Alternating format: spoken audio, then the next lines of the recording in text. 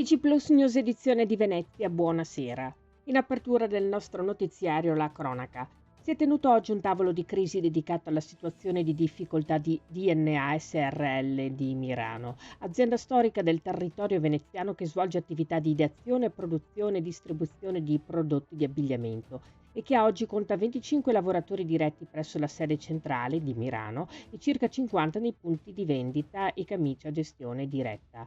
All'incontro erano presenti l'azienda con i suoi consulenti e le organizzazioni sindacali Filctem CGL e Filcams CGL di Venezia.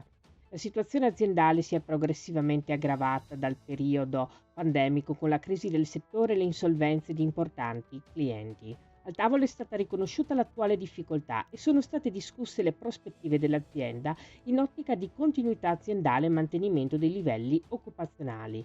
Al momento sono al vaglio diverse soluzioni e a fronte della necessità di ulteriori approfondimenti e verifiche è previsto un nuovo tavolo di aggiornamento nelle prossime settimane.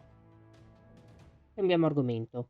In merito alla tragedia avvenuta sabato sera a Sant'Elena, Venezia, dove ha perso la vita la 17enne studentessa dell'Istituto Nautico Anna Chiti, il segretario generale della CISL di Venezia Michele Zanotto dichiara: esprimiamo la nostra vicinanza e solidarietà alla famiglia di Anna Chiti per questa tragedia. Da parte di tutta l'organizzazione vanno le nostre più sentite condoglianze.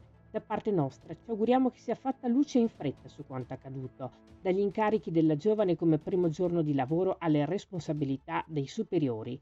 Ci sono delle indagini in corso. È giusto che sia fatta chiarezza sull'incidente e dunque serve aspettare per capire l'esatta dinamica. Resta il fatto che non si possa morire così giovani, in quello che avrebbe dovuto consentire ad Anna di avere un approccio al mondo del lavoro dopo quanto imparato a scuola. Serve maggiore attenzione, ma un fatto così ci lascia certamente attoniti. Passiamo alla pagina politica. Daniela Donadello ha accettato quest'oggi l'incarico di consigliere comunale di Jesolo in rappresentanza del Partito Democratico.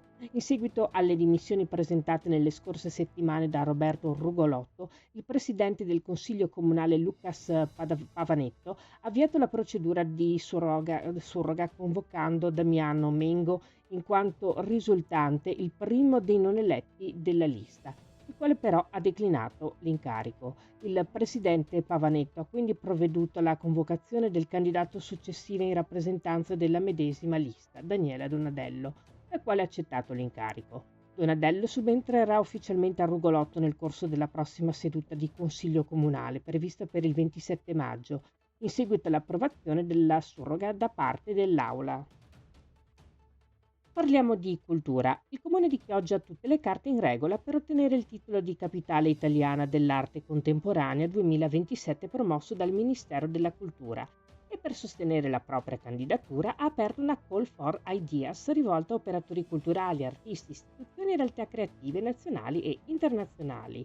Le idee dovranno essere inviate entro le ore 12 del 30 maggio 2025 via PEC all'indirizzo chioggia@pec.chioggia.org con oggetto proposta Call for Ideas Chioggia Capitale dell'Arte Contemporanea 2027, oppure consegnate a mano presso l'ufficio protocollo del Comune in Corso del Popolo 1193 a Chioggia, dal lunedì al venerdì ore 8:45, 12:15. Le proposte dovranno essere presentate in un unico file PDF di massimo 5 pagine, contenente titolo e descrizione del progetto, obiettivi, attività, target, partner, piano finanziario e materiali visivi.